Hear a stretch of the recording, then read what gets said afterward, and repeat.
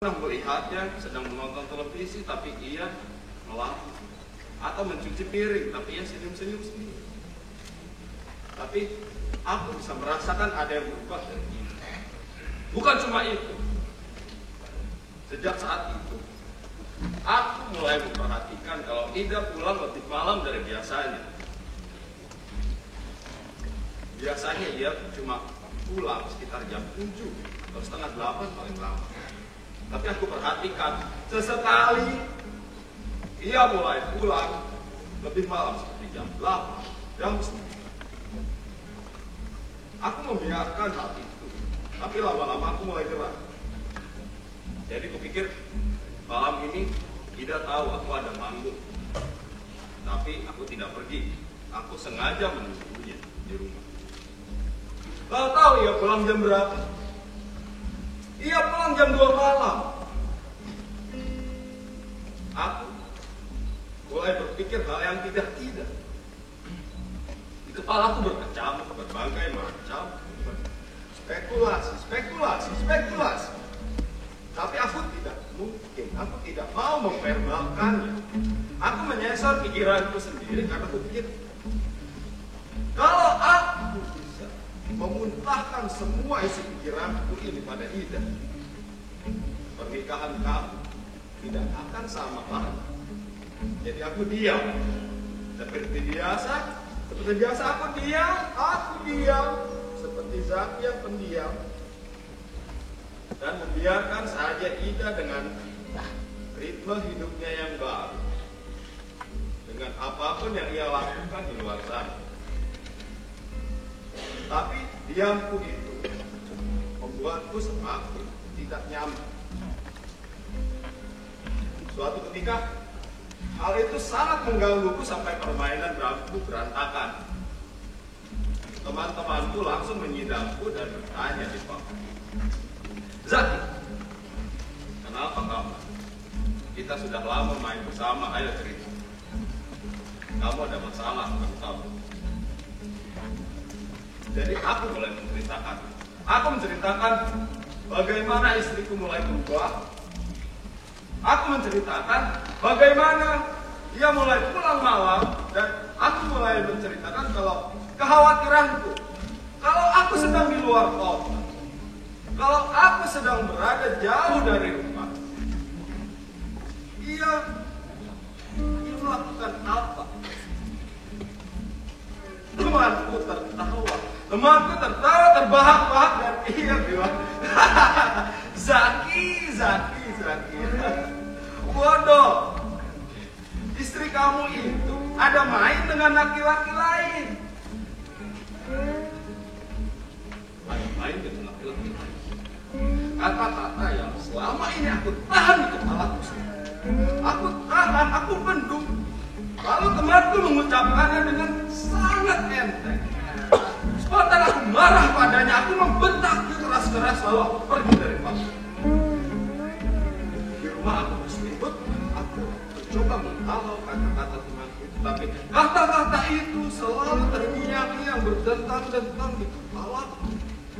Istrimu itu ada main dengan laki-laki lain. Istrimu itu ada main dengan laki-laki lain. Aku terganggu, aku tidak bisa.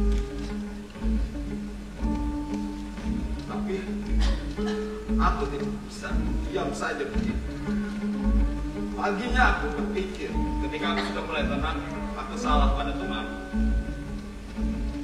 Dia sudah berbicara apa adanya, tapi aku menyakitinya dengan membentaknya. Jadi aku kembali padanya,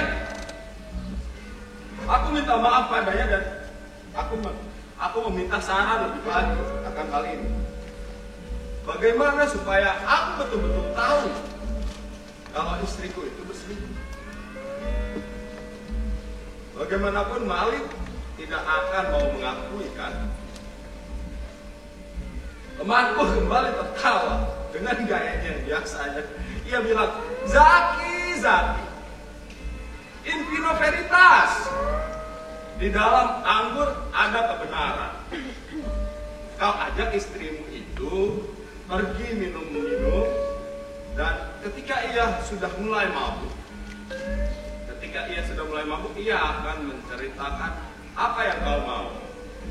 Kau cukup bertanya saja padanya, tapi kau harus memastikan kalau ia sudah mabuk. In vino veritas. Saran yang bagus. Jadi aku membeli sebotol Stolichnaya dan aku pergi ke rumah. Ketika aku ketemu dengan Ida, kita pulang kerja, aku mengajaknya minum. Aku bilang, Ida, sudah lama kita tidak minum. Yuk, minum. Kau tahu apa yang dia jawab? Dia menjawab apa? Dia tidak mau minum. Aku tanya, kenapa? Tidak mau saja. Dia bilang.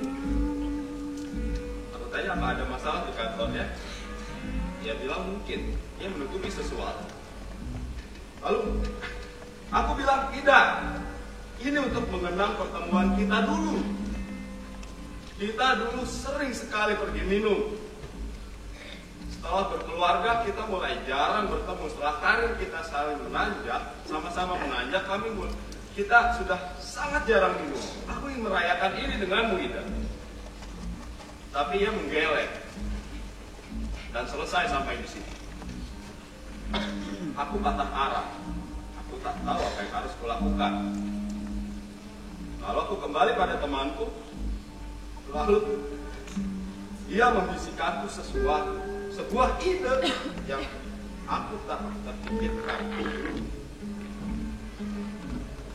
Jadi suatu ketika dia pulang dari kantor dan dia buka pintu depan, masuk ke dalam ruang tamu dan dia mendapati ruangan senyap, sepi dan gelap.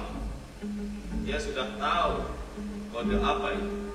Dia masuk ke dalam kamar dan di kamar aku menyergapnya dan aku mulai menelanjangi. Aku menanggalkan blazernya, aku menanggalkan kemejanya dengan kasar. Aku membuka BH-nya dan ya, aku merobek rohnya di situ. Dia merespon dengan memelukku erat-erat, menciumku dengan sangat bergairah. Lalu tanganku mulai bermain di pantatnya dan aku mulai menurunkan celana dalamnya. Aku menampar pantatnya. Dan aku melakukan seks berdiri saat itu ya. Aku melakukannya dengan sangat kasar, cepat dan setelah ia lebih terangsang lagi, aku menyeretnya ke tali yang sudah aku siapkan. Aku kunci tangan dan kakinya di tali. Dan aku mengambil kerekan. Aku menggantung Ida. Aku menggantung tangan dan kaki Ida ke langit belakang. Dan inilah menu utamanya.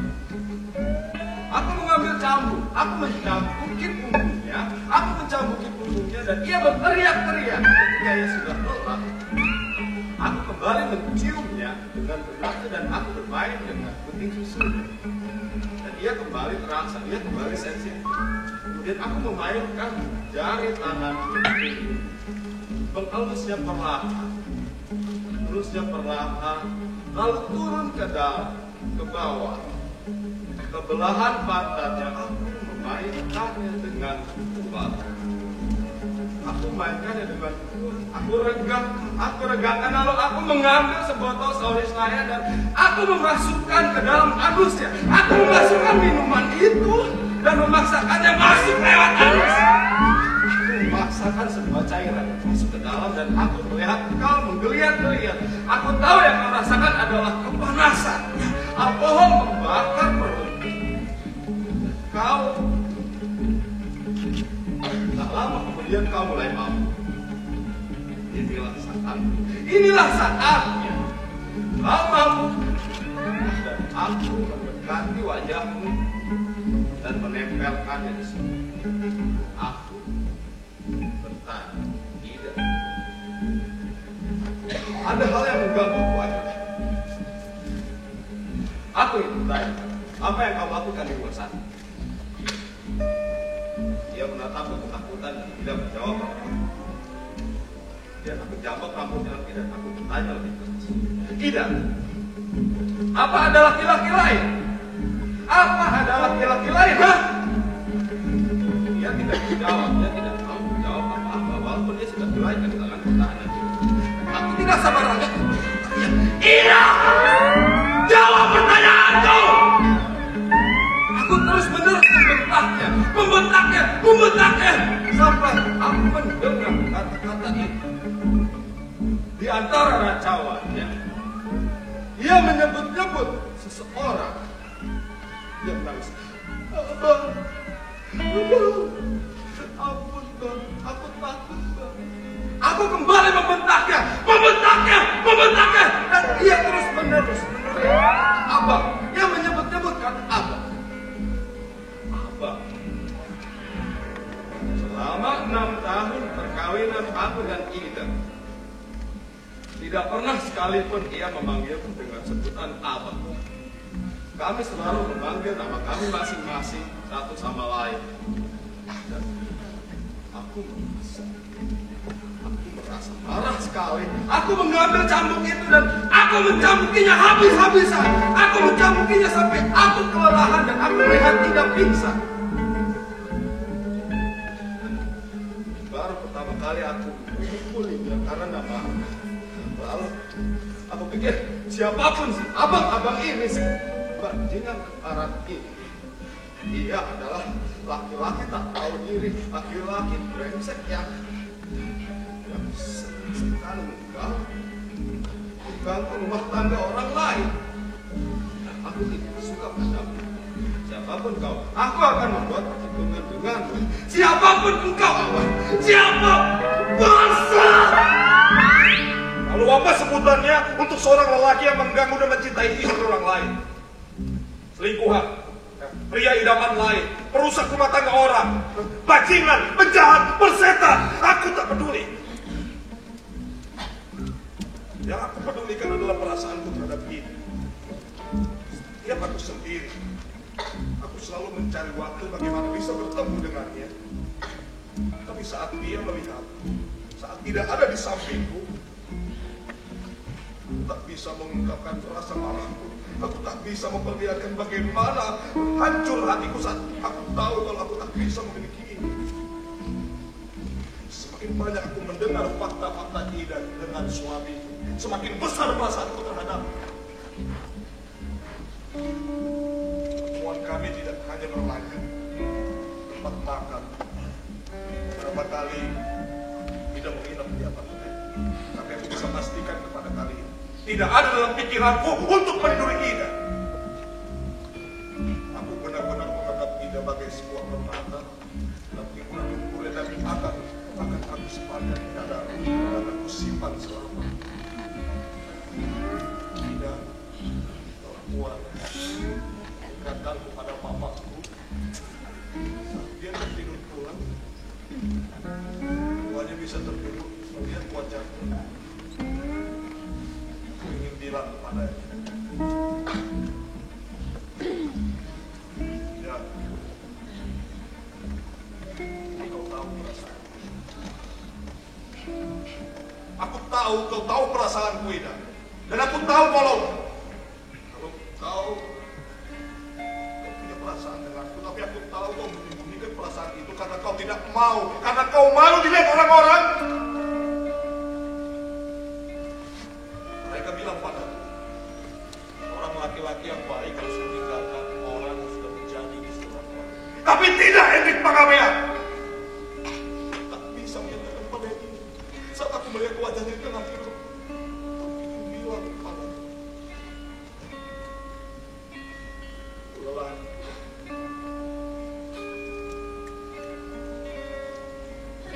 Aku lelah. Aku hanya bisa mencintai bayang-bayangmu tanpa bisa memiliki tubuh dan jiwa. Kau harus tahu, dan di balik senyumku yang selalu aku berikan kepadamu, apa hancur hatiku. Tapi aku tak bisa mengungkapkan pada kau. Aku tak bisa berteriak ke seluruh penjuru, aku cemburu, Ida.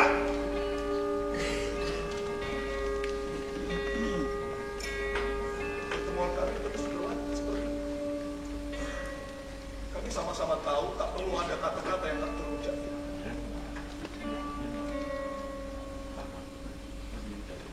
satu malam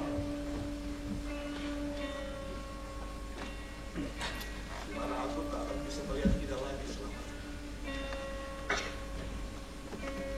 Satu malam yang membuka sebuah tabir gelap dari Ida yang memiliki senyuman Ida dan tatapan. Ida sebagai perempuan yang mengingatkanku pada mamaku. Ida sebagai perempuan yang membuat aku mencintai dia, tapi kadang membuat aku asing dan liar di matanya. Ida